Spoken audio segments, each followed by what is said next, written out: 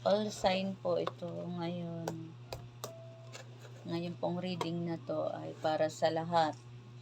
Yung mga makaka-resonate lang po dito, yun po yung yun lang po yung makakatanggap ng mga mensahe nitong ating reading ngayon. So kung hindi naman po, wag pilitin po na para sa inyo kasi marami po kayo dito na all sign na dito na mag-aakma lang po dito sa ating reading. Paki-comment na lang po kung naka-resonate kayo at paki-subscribe na rin po dito sa aking Gak Tarot. At paki-like na rin po at sobrang nakakatuwa po at nakakataba ng puso kapag po nakita ko po yung mga comment nyo kung kayo naka-resonate dito. So, umpisahan na po natin. Spirit guide. Ano po ang reading nila ngayon? Yung energy. Energy po nila ngayon. September. Buwan ng September.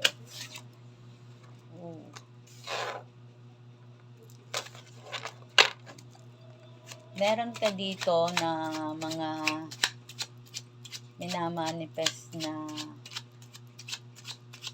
apat sila. Mga minamanifest mo dito ay apat sila. Siguro dito sa kapirahan. At meron ka rin dito na dinadalang problema sa financial din sa loob ng tahanan at sa inyong mga katrabaho, kaibigan, o magulang, kapatid, or mga person nyo, yung mga partner nyo, asawa nyo, ganun. Oops. Ayan. Medyo nasasaktan ka dito eh. Ayan. Nasasaktan ka dito. Ayan. Nasasaktan ka dito. Pero merong ayan.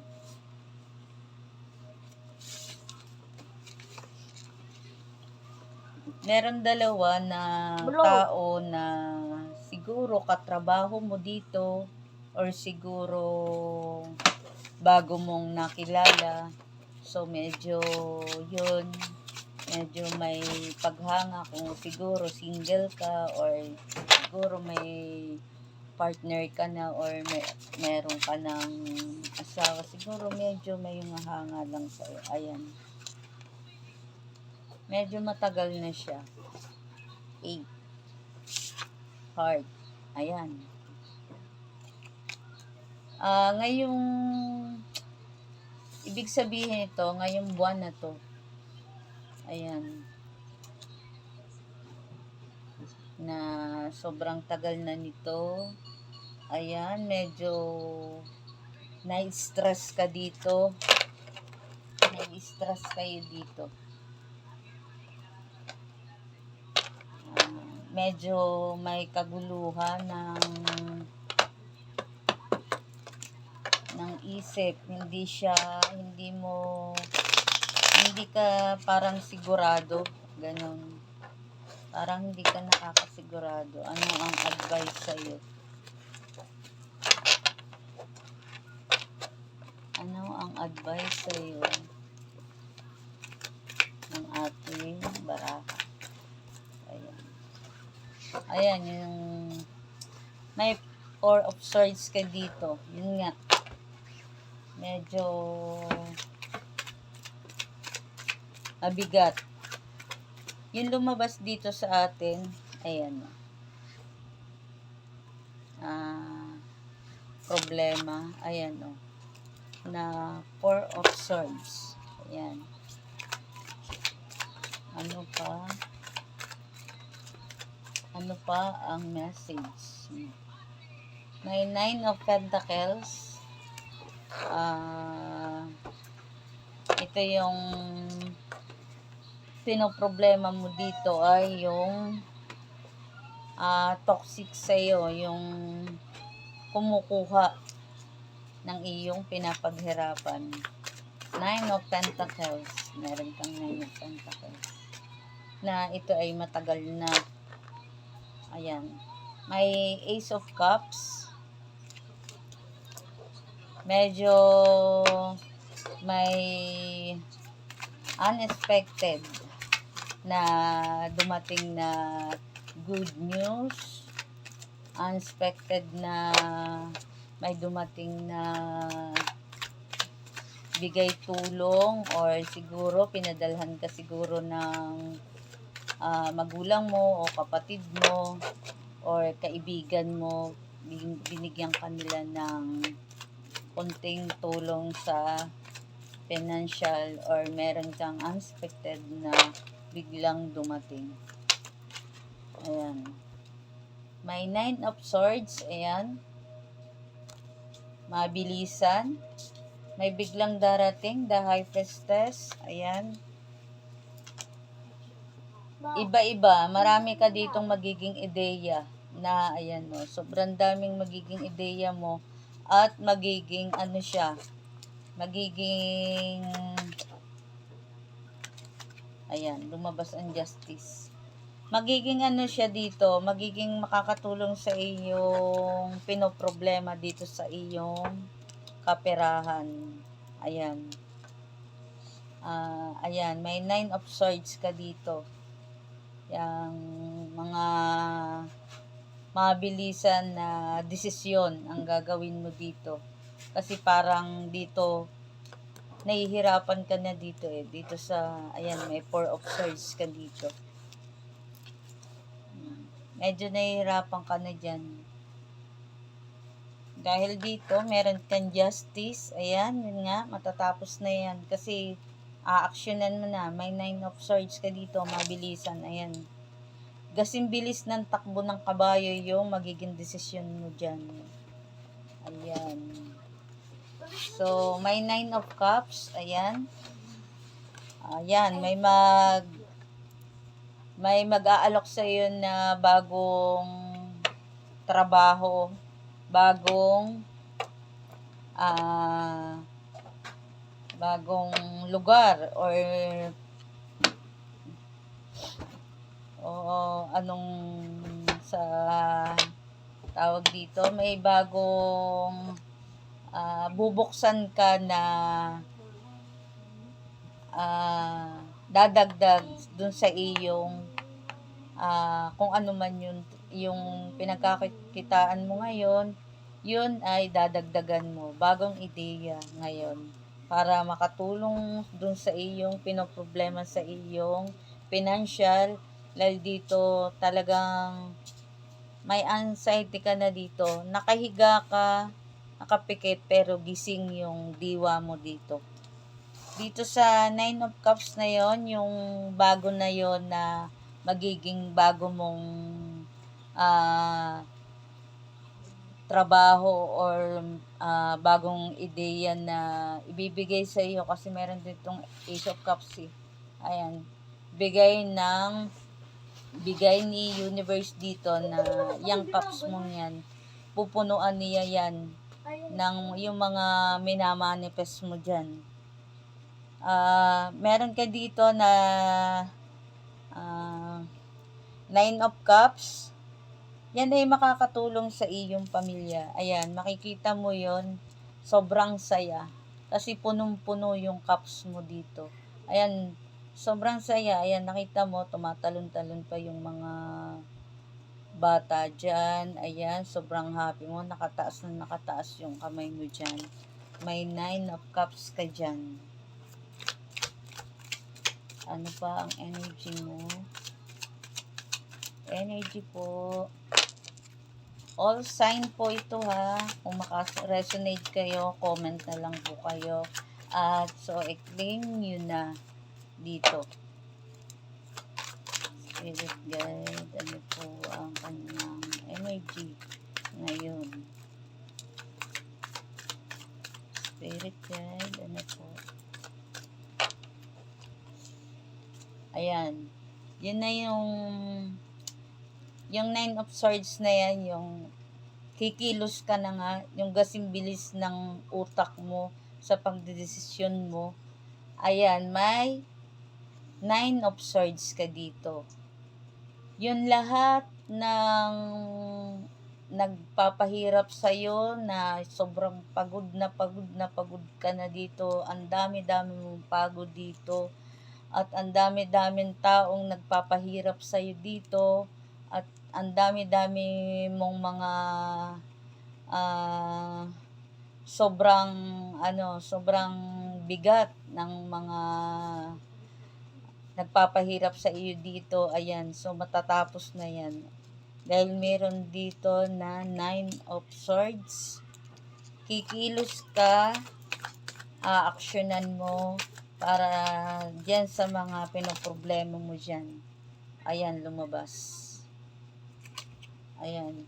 Meron dito na broken hearted. Meron din dito na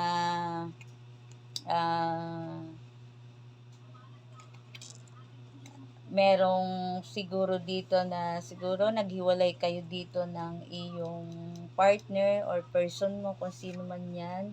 Nag-away kayo ng kapatid mo or nag-away kayo ng kaibigan mo, yung matalik mong kaibigan dito na sobrang lapit sa'yo, yun sobra ka ditong nasaktan. May Page of Swords ka dito, ayan. Meron dito na parang medyo nahihirapan kang ano dito kasi meron ito yung hindi nagpapatulog sa iyo dito. Ayan, sa kapirahan, ang tawag nun ay emotional na mental health, at yun nga, sama-sama na siya. Parang nagkaroon ka na rin dito ng anxiety. Kaya dito, hindi ka na rin talaga gusto makatulog dito. Ayan. Pikit ka lang dito, nakahiga ka lang. Pero parang nahihirapan ka dito na mag-isip ng solusyon kung ano ang gagawin mo dito. May King of Pentacles, ayan. Dito sa kapirahan talaga, dito ka lang talaga sobrang nahihirapan. Kasi maraming tao dito na nagpapahirap sa iyo dito. Meron dito na Nine of Pentacles. Ayan. Parang may aatinan ka dito na celebration. May makikilala ka dito. Yun. Parang makikipag-deal ka dito. Ayan. Parang makikipag-deal ka dito sa usapin na siguro negosyo, siguro aalokan ka ng bagong trabaho. Ayan. May Nine of Pentacles ka dito. Na yun makakatulong sa iyong pinoproblema sa kaperahan mo, na yung mga nawala at ngayon ay nahihirapan kang solusyonan kung paano mo ito sila may isa-isang matapos. Ano pa ang all sign po, spirit guide. Spirit guide. May tao dito na sobrang nagagalit sa'yo. Siguro, ayan, may Queen of Pentacles. Sa pera, sobra kang nag-iisip dito. Ayan, may may Seven of Swords ka dito. Yun na nga yun, yung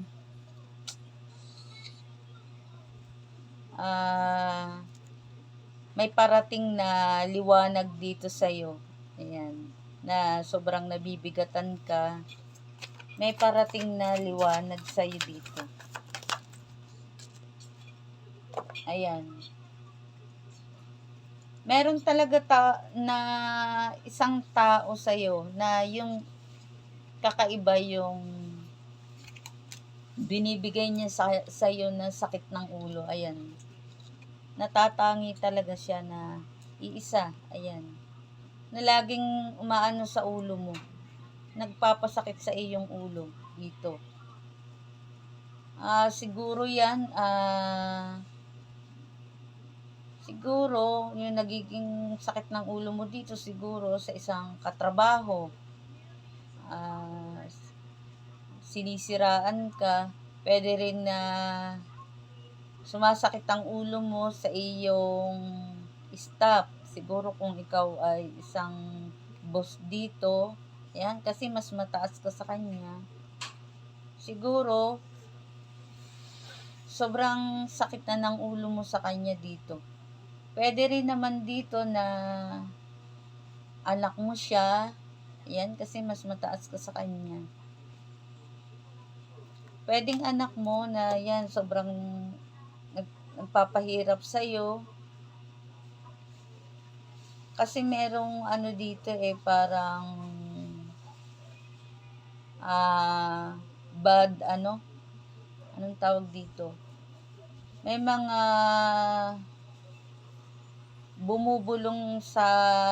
bumubulong-bulong lagi sa isip mo na paiba-iba. May maganda ka dito na mood at may oras ka din na okay lang yung mood mo. Yung parang balance lang talaga siya sa'yo. Ano pa? Spirit guide. Ano po yung energy dito? All sign po ngayong September.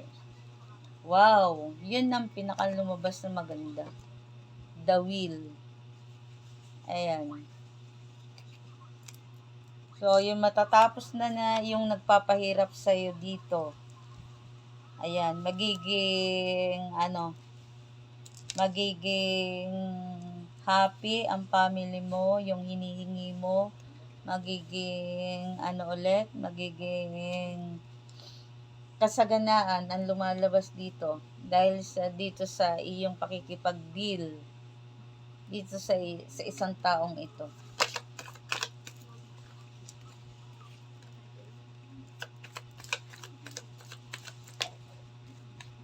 Ayan. The Magician. Ayan, sobrang ganda rin itong barahan na to. Itong The Magician. Ayan, may The Wheel, may The Magician. Yung The Magician na yun ay yung mga minamanifest mo na sobrang tagal. Ayan, nakita nyo yan. Sa ulo niya.